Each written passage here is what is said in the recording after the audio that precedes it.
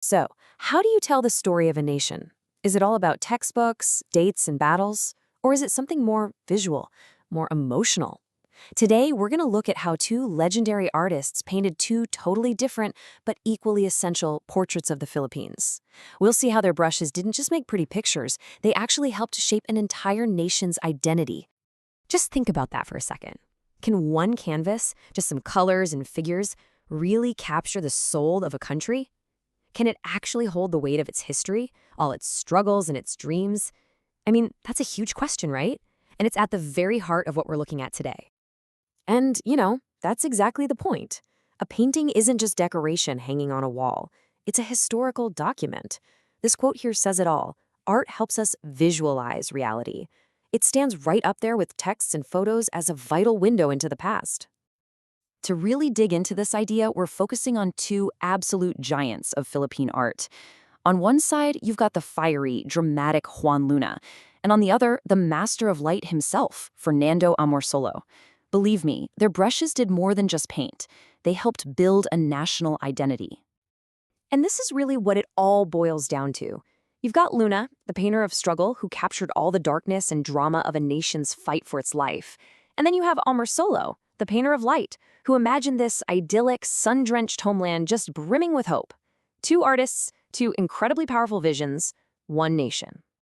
All right, so let's start with Juan Luna and his darker canvas. His work is intense, it's political, and it absolutely demands your attention.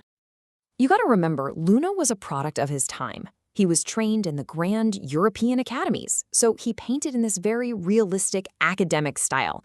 But, and this is the cool part, he used that classical style for something totally radical, to make these powerful political statements about injustice. And a huge part of his technique was using these dramatic, almost theatrical poses. Keep that in mind, because it's key to the raw emotion you feel in his work.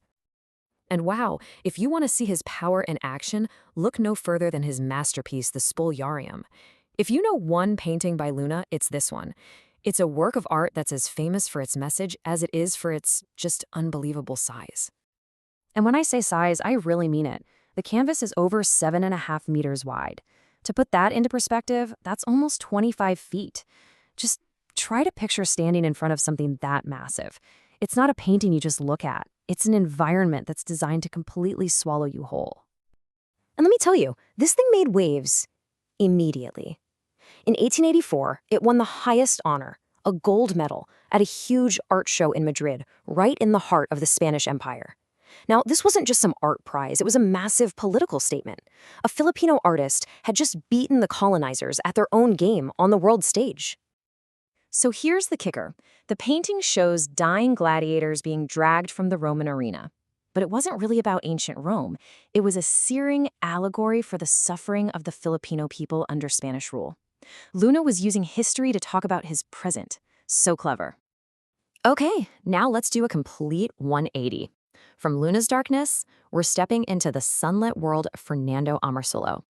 He came from a different generation, and he had a totally different goal. Not to paint the nation's struggle, but to paint its ideal. Amorsolo was the absolute master of light. He used an impressionistic technique, which basically means he focused on capturing the feeling of light and color with these quick, visible brushstrokes. His work became so popular, so beloved, that it literally helped shape how Filipinos saw themselves. You look at his paintings and they are just filled with these bountiful harvests, smiling maidens, and peaceful country scenes. There's no hint of the struggle or the inequality that defined Luna's work. In Amorsolo's Philippines, everything is beautiful, abundant, and full of simple joy. And his famous Palais Maiden shows this perfectly. Let's just break it down. First, you've got the idealized Filipina beauty, the Dalagan Bukid. Second, she's in the middle of a peaceful rice harvest, a symbol of national prosperity.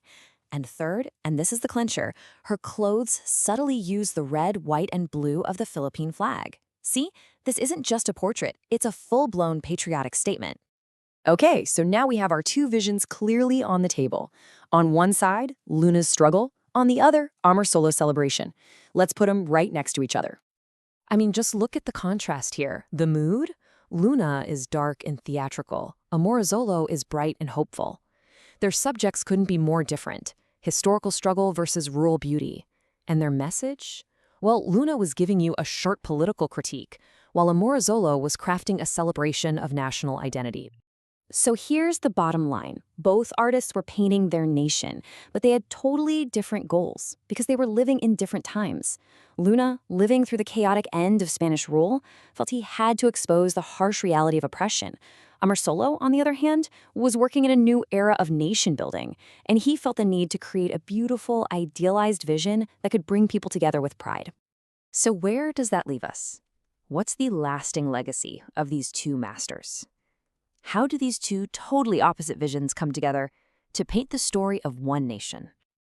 Well, here's the most important thing to remember. It's not about choosing one over the other. It's not about saying Luna was right and Amorsolo was wrong or anything like that. Both of their visions were absolutely essential. They created this incredible visual dialogue about what it means to be Filipino. And this all matters because it's a great reminder that art is never just art. It's a record of history, it's a reflection of politics, and it teaches us to do what's called critical looking, to ask why an artist chose to show something a certain way. To really understand the Philippines, you need both of these lenses. You need Luna's darkness, which owns up to the painful struggles, and you need Amorsolo's light, which celebrates the nation's incredible spirit and ideals.